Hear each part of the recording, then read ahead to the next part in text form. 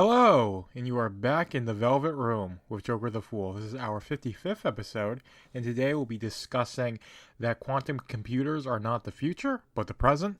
Big budget gaming is not sustainable, and burning for nothing. So we're going to get right into this with quantum computers. And now, quantum computers have been a thing for a while, but now they're really a thing. So there's two articles that I saw in the news, and I don't have them pulled up, and I don't really need them to go through them to illustrate the point that I'm about to make, and that quantum computing is an actual thing that's affecting society. So the first one was that there was a new discovery in theoretical physics. I think there was a new type of particle that was discovered. But anyway, physicists and scientists in that ilk are using quantum computers to calculate advanced scientific models, make predictions, discover, these sorts of things in quantum physics and theoretical physics that weren't possible beforehand.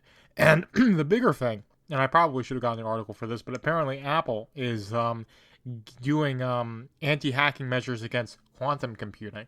So quantum computers are going to show up more in the news, along with alternative forms of computing than the regular silicon semiconductors that we all know and love and kind of hate.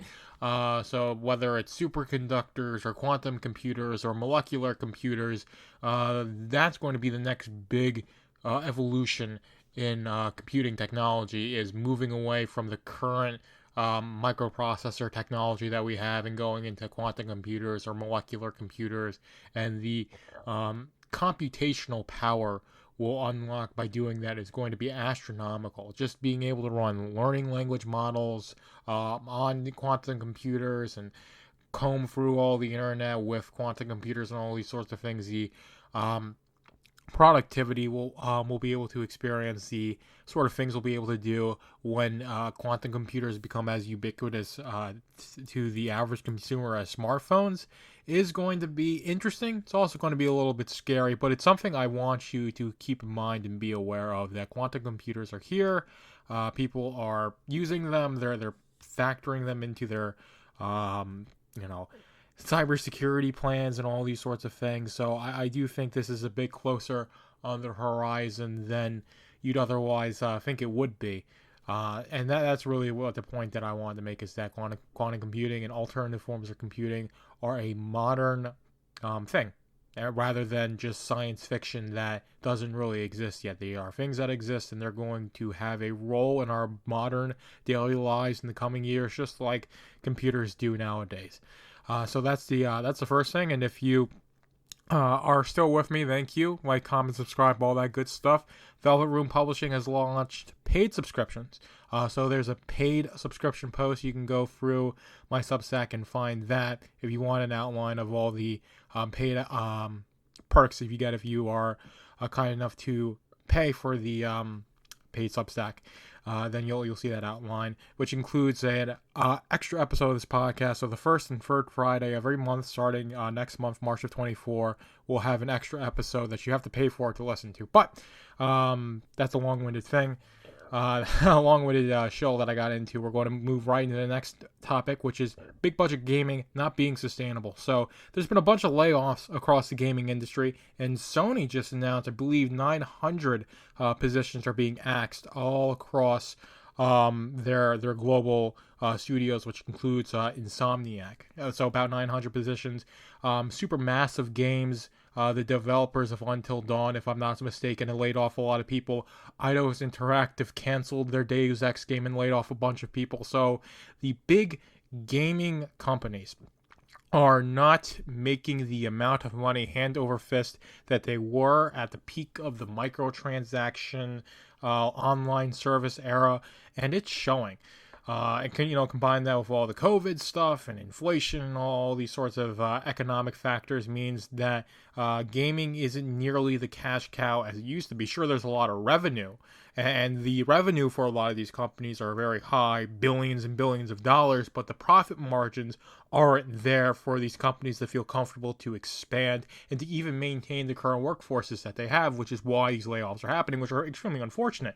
But it's a product of the industry. When you have a game like Skull and Bones being a quadruple A game that we should be lucky to pay only $70 for, and it basically crashes and burns.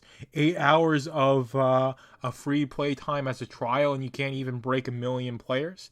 It's not nearly enough to just have something that looks pretty and can play decently well to get people's attention. There's older games, there's other forms of entertainment to compete with.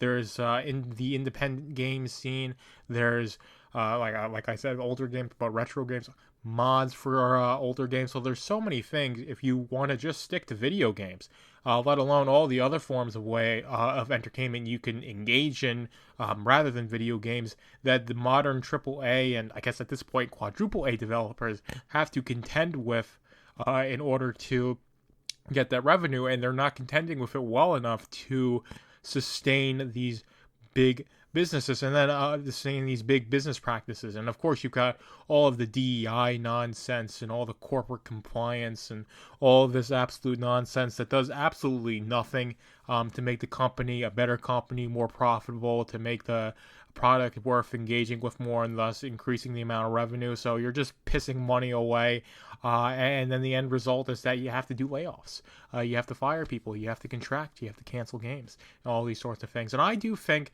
at the end of the day, this is probably a good thing. A lot of these companies definitely need a reality check in terms of the content that they're making, all these sorts of things.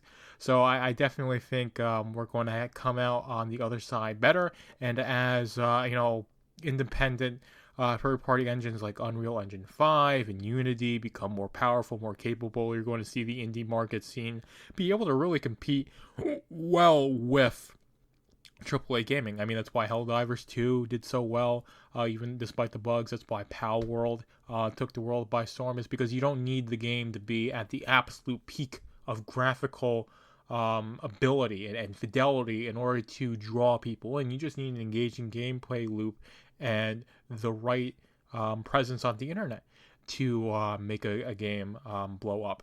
And that's what happens these days, rather than it being pushed onto people through these corporate advertising means, magazines and TV advertisement and all these sorts of things. It's just going the way of the dodo, and things can rise up organically through the internet, and no amount of chucking money at people is going to get them to play Skull and Bones or the next big game if people feel like they're being fleeced by the companies, and they are.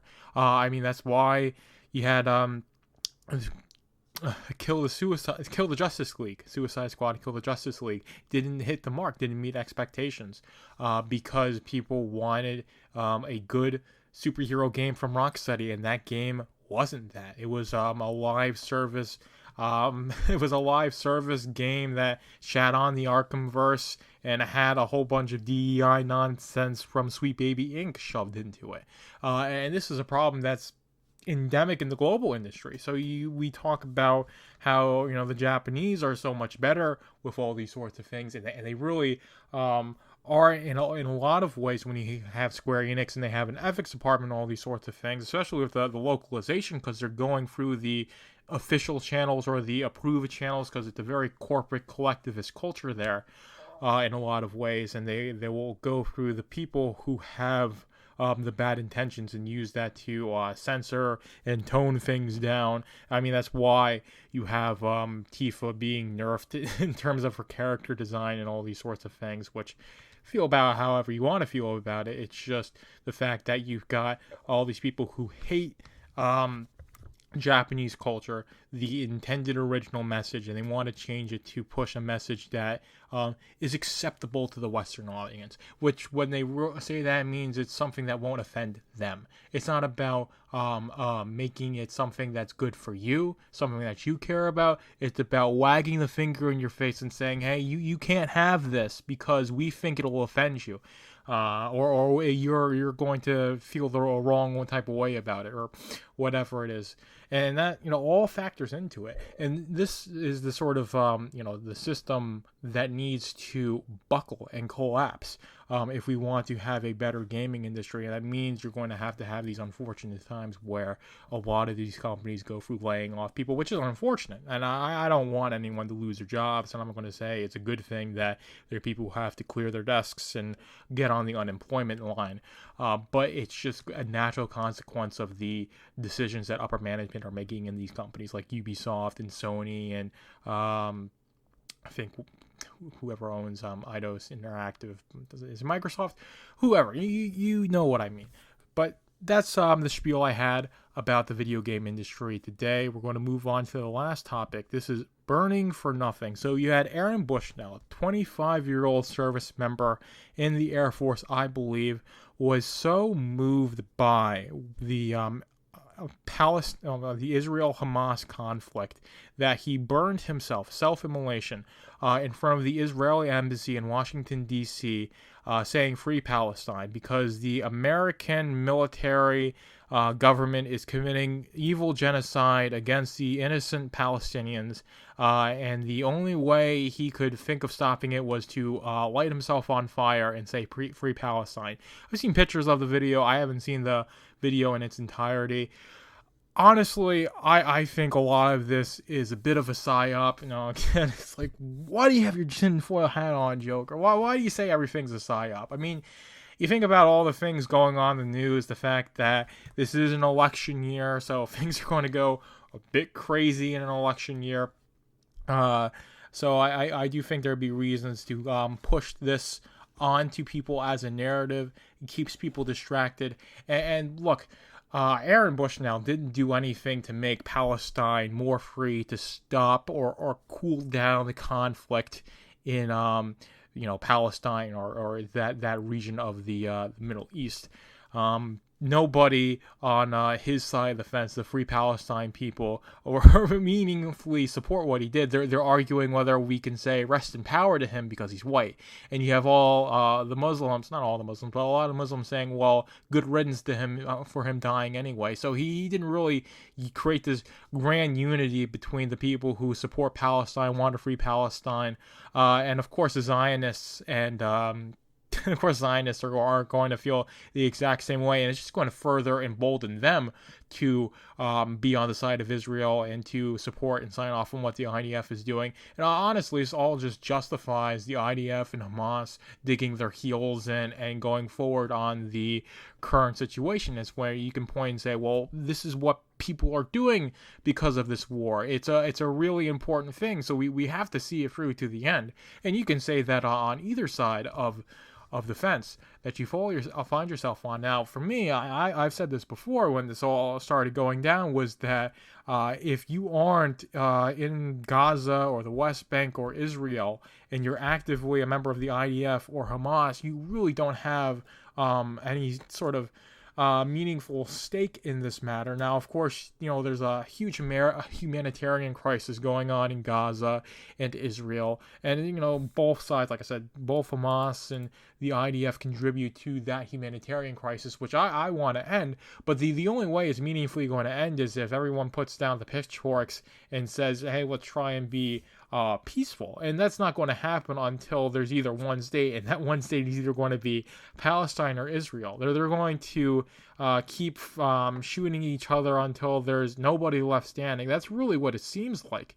And the only way to de-escalate is if people go and realize that, like I said, if you are an American college student thousands of miles away and you're so deeply invested in either side, whether it's Palestine or Israel, you just need to take a step back, calm down, and focus on not intervening and saying this is a complex geopolitical issue that isn't going to be resolved by me screeching autistically about it, nor is it going to be solved by me setting myself on fire and committing suicide. He just wasted his life away. Now, he was 25, my age. There's a whole bunch of things, a whole, 50 something odd years of life he could have lived, where he could have done good, where he could have de-escalated, where he could have helped build a more peaceful society, that he shirked by doing this extreme act of protest, which, if you want to do it, that's fine. Well, not fine. If you want to do it, he did it, that's one thing. But the effectiveness of this kinetic action is missing the mark, and the investment of your only life on this planet, cutting it at the age of 25 and just saying, I'm going to go out in a literal blaze of glory, is really not going to do anything. And as like I said before, this isn't really creating any sort of meaningful cohesion between the supporters of Palestine, whether the ones that are actually fighting the conflict, in Gaza and the West Bank, or the ones who are international. It doesn't really, you don't really see any of this unity. You see some people like that, but it's being drowned out by just all this autistic screeching in my mind.